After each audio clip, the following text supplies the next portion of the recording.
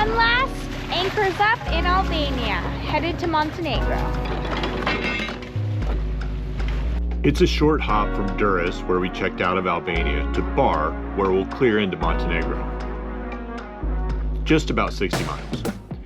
So why do it overnight? I wanted to be on the customs dock in the morning to give ourselves plenty of time to clear in and then get to an anchorage. Overnight passages can be intimidating at first. Everything goes dark and you're alone on the water. Once you get over the psychological aspect, there are practical considerations. It's more difficult to see other vessels, such as small fishing boats not on AIS, and impossible to see any underwater hazards. Where we are has very few of either, so doing the miles at night makes sense. It's 5 in the morning. The sun is just starting to rise. We got a nice pink glow here over the horizon and our first sight of Montenegro. It's beautiful.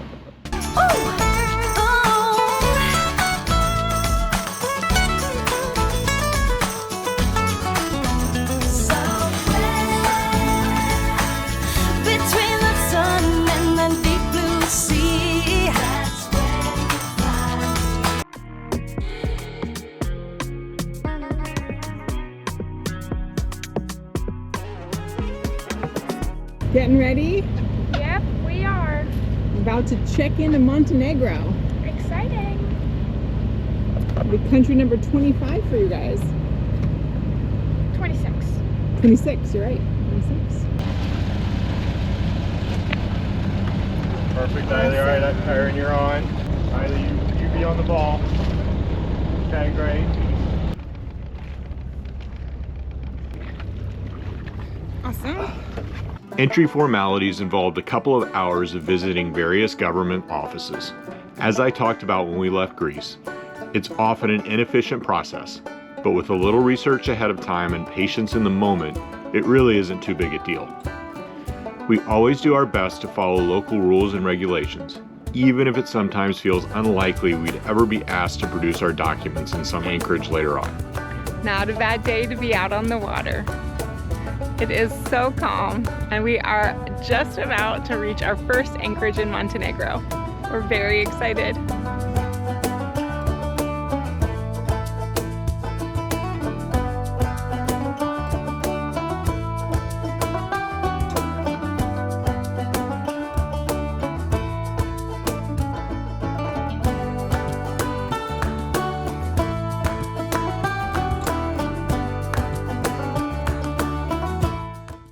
Our very first night in Montenegro, we saw firsthand why it's always best to respect local laws. Montenegro is very clear that upon entering their waters, vessels need to proceed to a quarantine dock even if it's after office hours and then clear in the following morning. It's one of the reasons we timed our arrival the way we did. That night, in the quiet little anchorage, the Montenegrin authorities were camped out at a sailboat next to us. The occupants were ashore, but the authorities waited, and upon their return it became clear they hadn't cleared into Montenegro. As they were leaving to be escorted to the nearest port, they discovered their anchor was fouled on debris on the bottom. Kieran and I went over to help, and ultimately they were able to break free. I don't know how their story ended, if there was a fine or any other kind of repercussions. I only know that it wasn't a random sweep. The authorities didn't visit any other boats in the anchorage, so they'd clearly tracked that vessel coming into the country. In a lot of other countries, it's okay to put up a Q flag and clear in the following day. But almost nowhere is it allowed to leave the boat as they did before clearing in. We cruising boats are visitors in foreign lands and need to do our best to respect and abide by their policies.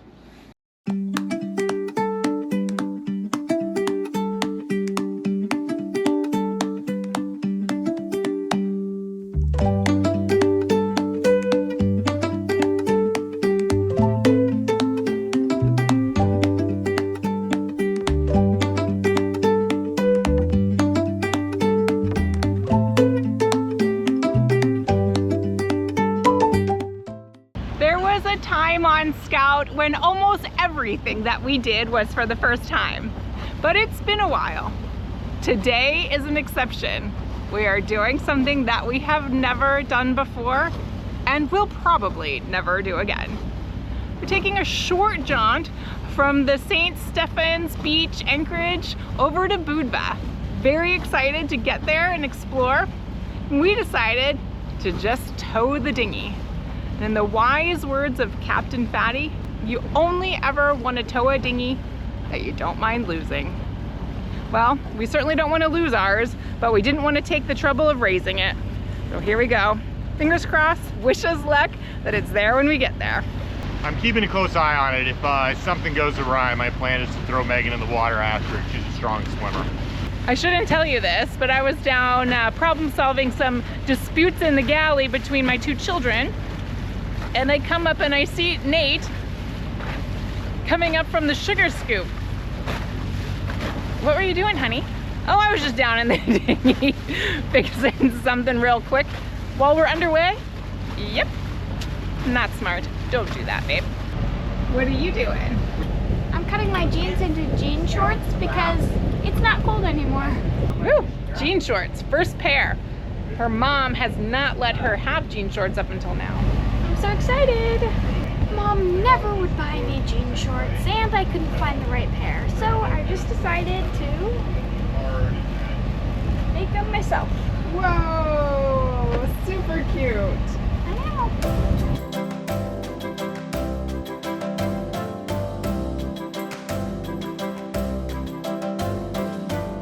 Budva is exploding.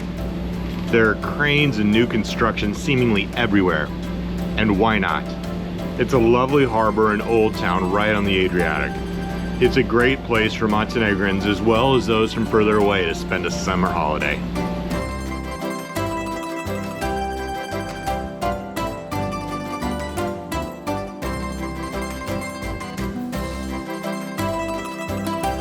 Budva is filled with these small winding lanes. The old town here is not very big. It's very manageable to walk around in an afternoon. And it has all these tiny little side streets that wind in and out. You just have to get lost. There's no 2 ways about it. And it's really charming. There aren't cruise ships that come here, so there is definitely a tourist vibe, but it is not overwhelming like some of the bigger cities that we have been to.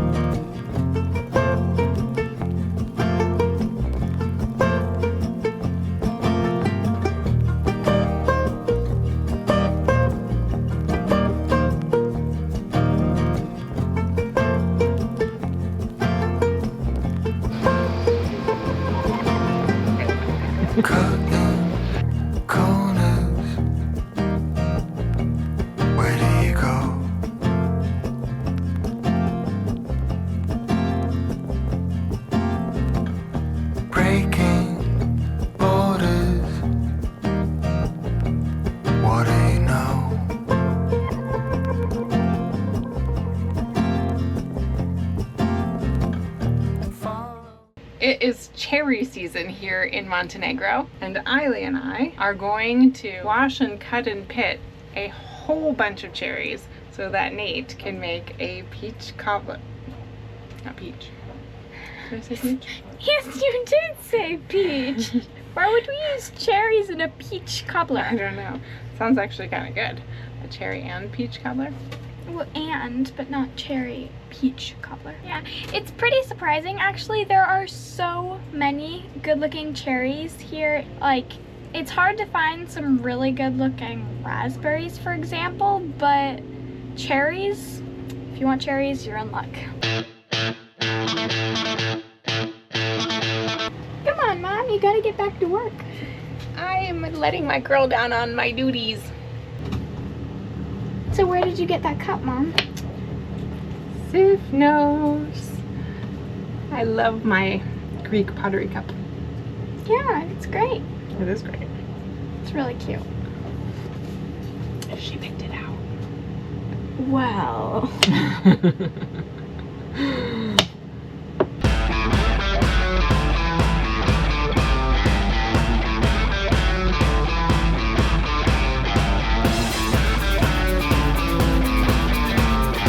Okay, Dad, this is better be a good cobbler. It better be. That was a lot of work.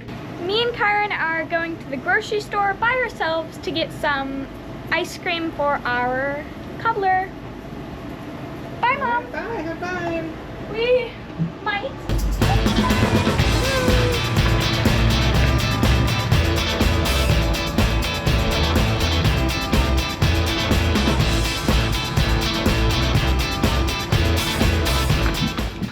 Whoa, that was What close. did you think I was gonna fall in or something?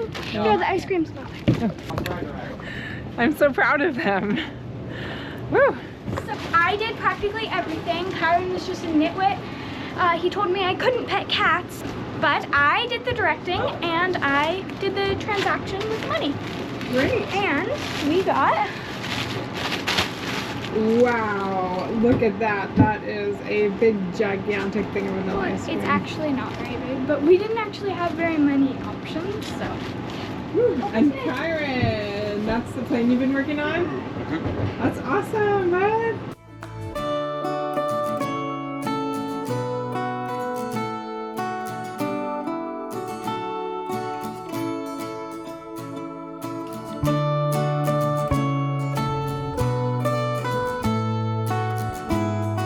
We own a well-loved copy of the Cornell's World Cruising Destinations.